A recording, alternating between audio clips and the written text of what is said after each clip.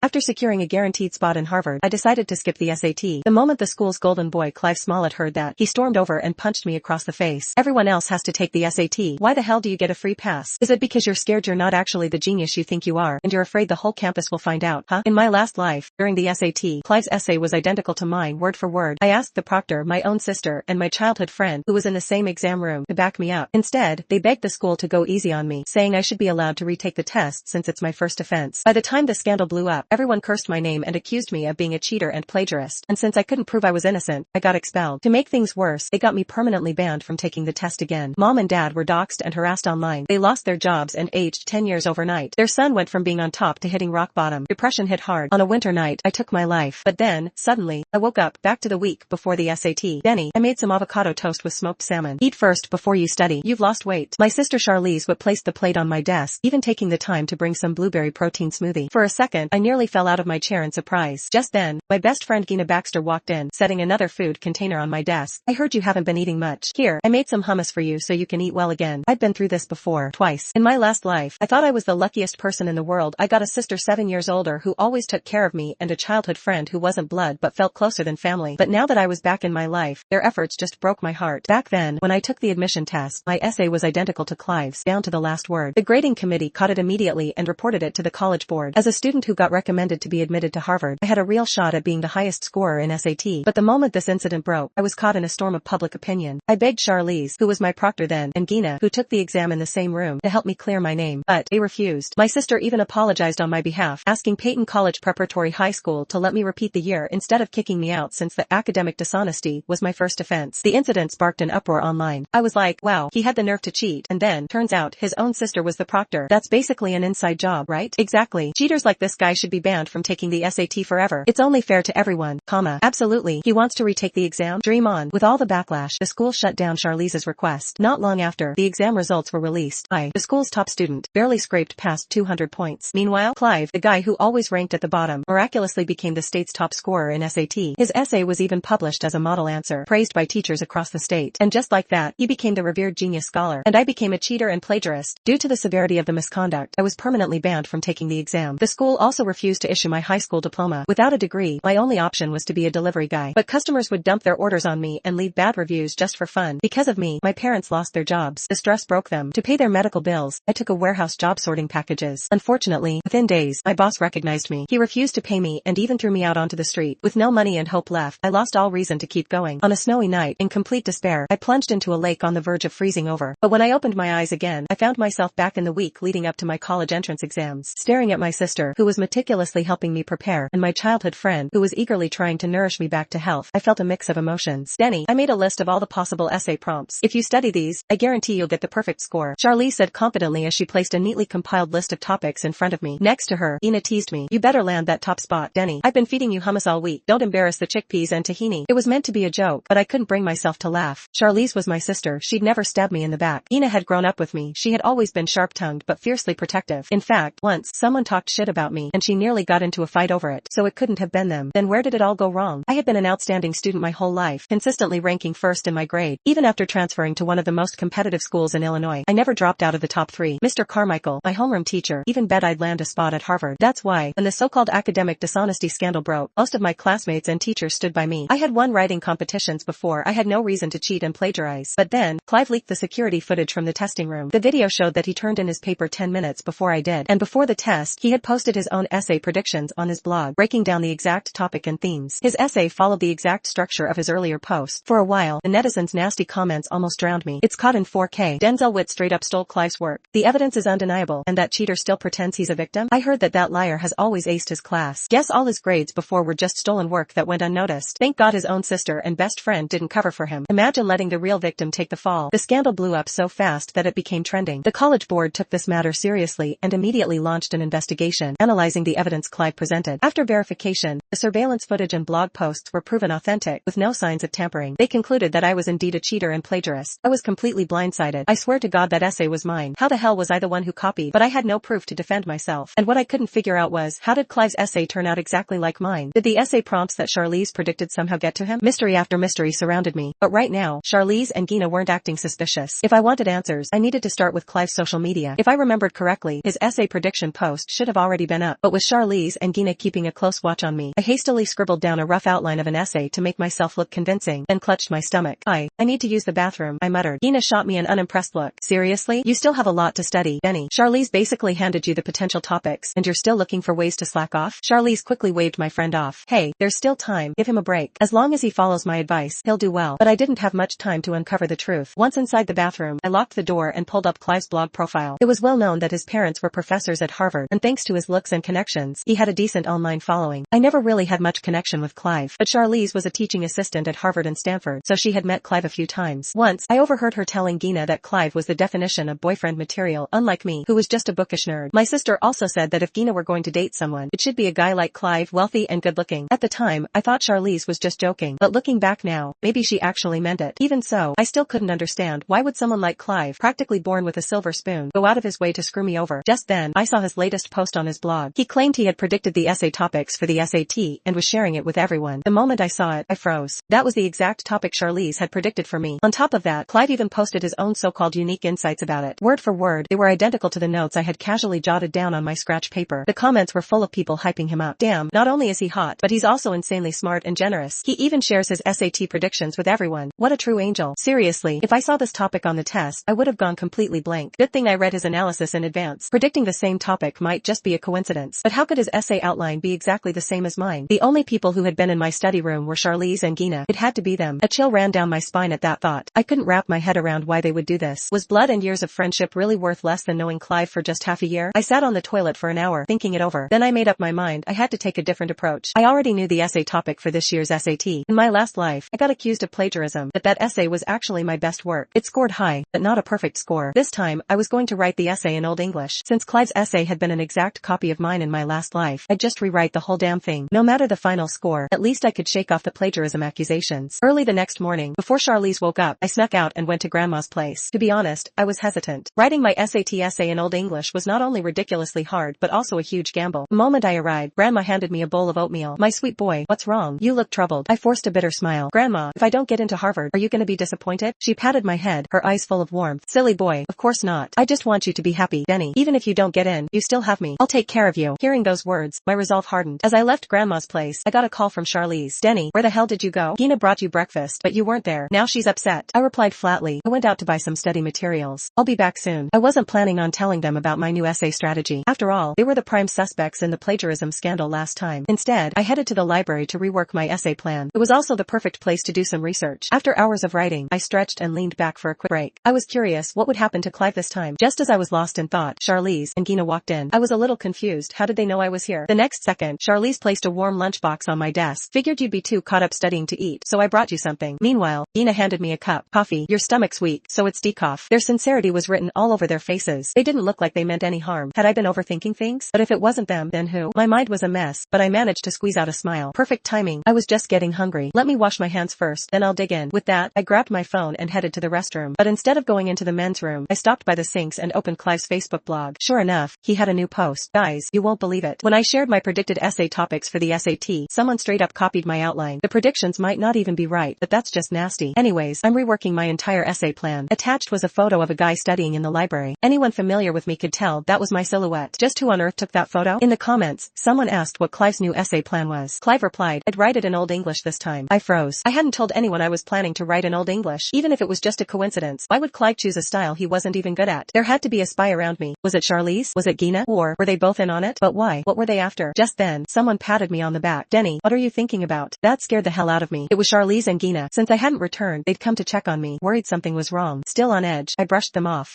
You guys go ahead. I'll eat in a bit. The moment the words left my mouth, Gina immediately snapped. Denzel, we went out of our way to bring you food, and this is how you act. Don't think I haven't noticed. You've been acting all suspicious around us these past few days. Seriously, it's like we're being treated like enemies.